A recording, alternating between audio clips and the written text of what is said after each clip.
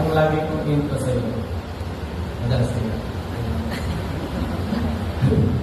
Ngayong araw na ito, ako'y nandito sa harapan mo upang patunayan pa rin sa'yo sa araw-araw, ikaw at ikaw ang pipiliin mo.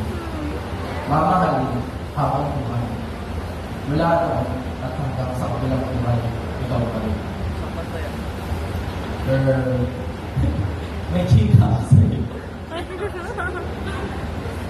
Grow up muna tayo ng kaunti kung paano tayo simulan. At nagkakilala. Isang araw, nuhay ako noon sa producer's block. And my first day is work. That morning, medyo slightly late kayo doon pumasok. Bali, tatlo kayo. Ikaw, si Trisha, at si Danica. Nakatayo kayo sa dito noon at nagipagkulitan sa ibang HR office.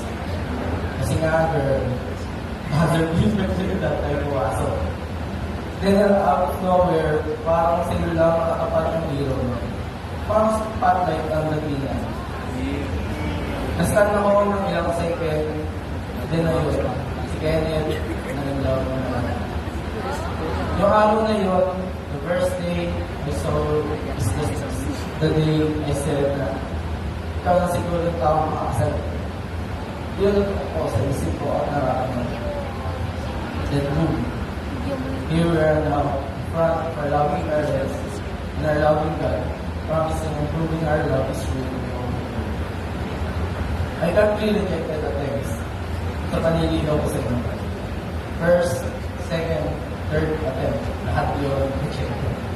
Pero dahil makulit si Kenneth at hindi basta-basta sumusuko, pinaglaban kita at pinatunayan ko ang nararamdaman ko para sa iyo.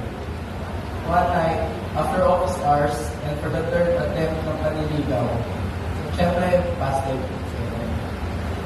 Nung gabi yun, nag-isipan ko na mabuti kung itutuloy ko pa ba or hanggang dito na lang. Kasi almost 2 years ako nag-try and try. Habang ako nakasakay sa jeep sa may tuwilang driver, nagdasal ako ng safety. I asked God for the sign habang nakapulot ako. O ulit-ulit nung sinasabi na, Lord, nagkirawan ko kung itutuloy ko pa ba o ako. Bigyan niyo ako po na tatlong even number na ilalaban ko siya. Habang ako nakapikit sa tingin na nagdarasal, binuksan mo ang aking mga mata. Nung una ko nakita na number sa isang sasakyan is grade 6. Malaking gulat ko, then nag-thank you ako kayo. Na-realize ko at that time, totoo yung sabihan na trust is time. Kung winner na tayo sa isa't isa, nagawa at nagawa siya ng way para tayo puno. So I trust His plan for us, and I surrender everything to Him. And finally, all the waiting game and pangungulit sa iyo, nakuha ko din ang iyong matabis na ito. Ika nga, in God's perfect time, and kung God's will, ibibigay ni Lord na wala ka nailangan. And now, nandito tayo sa ating most awaited big event nating dalawa.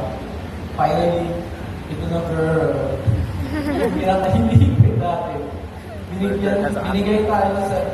Binigay ko sa iyo ang promise ring. Sabi ko noon, ang pagmamahalan natin ay nagsisimbolo para isang puno ng puno na pinakamatibay sa lahat. Naisip ko yun kasi makikita mo naman sa mga puno, kahit anong bagang tumatinan sa kawan, nandiyan pa rin ang kakatingin.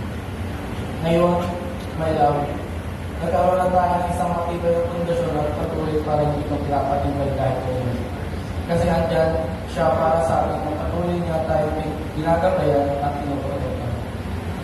Soon, in God's perfect time, kakaroon naman tayo ng mga bunga sa 2 o 3 litas. My love, ay, parang kasi yan ang sabi my wife. Yeah. Alam mo ba, mahal kita.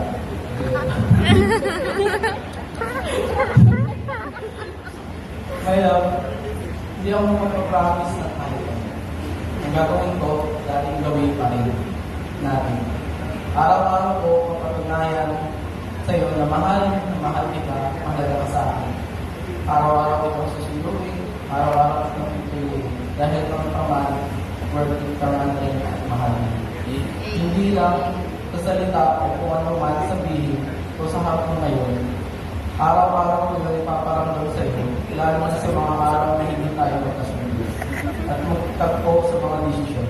At sa mga tampuhan, ipaparamdam ko sa iyo na nandito mabuhat ako sa pagkasundo. Dating kami, sabay natin panalo ang laban ng mga tutulungan at ng mga panalo.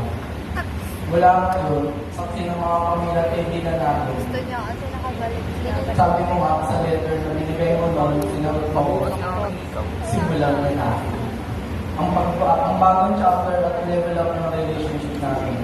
Kasama natin si Lord sa bawat laban ng ating buhay. He is our guide, our protector, and He is the center of the relationship. May our Lord Jesus Christ guide our path and lead us to the abundant life. Amen. I love you, Antoinette, or should I call you my Mrs. Antoinette? Happy anniversary din sa akin dalawa na nag-celebrate ng anniversary niya.